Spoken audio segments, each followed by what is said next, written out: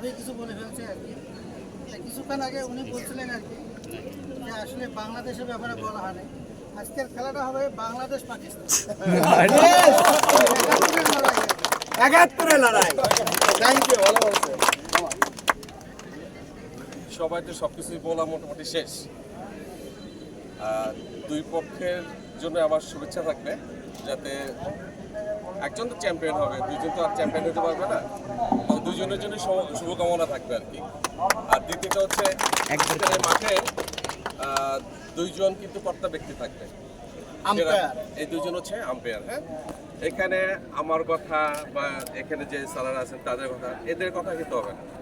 এই আম্পায়ার স্যারেরা যে সিদ্ধান্তটা দিবে সেটাই দুই পক্ষকে মেনে নিতে হবে। যেহেতু আমরা নিজেরা, যদিও দুটো টিম আলাদা, কিন্তু এক ফ্যাক্টরি, একটা মানুষগুলো এক, কিন্তু সিদ্ধান্তটা ওনাদের যেটা হবে সেটাই যেন আমরা সুন্দরভাবে গ্রহণ করি।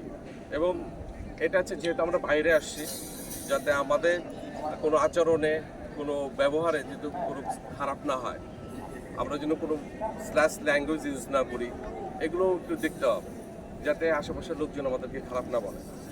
সবার জন্য শুভকামনা থাকবে। ধন্যবাদ।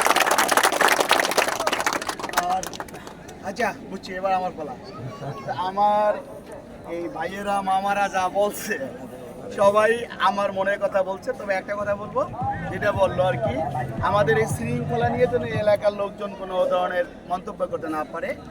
আর এই খেলার কমিটিতে এই কমিটিতে আমার কোনো সদস্য পদ নাই। আমিও সবার মতো একজন দর্শক, আমিও ভালো খেলা দেখতে চাই, সবাই ভালো মতো খেলবেন।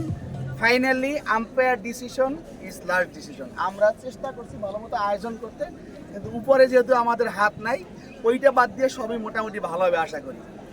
আর যদি খেলার আবহাওয়াজনিত কোনো ঘটনা ঘটে, যে কোনো প্রক্রিয়ায় হোক, আম্পায়ার খেলা এখানেই মীমাংসা করতে হবে, যে প্রক্রিয়ায় হোক। আজকে এইটার বেলা। থ্যাংক ইউ, আসসালামু আলাইকুম।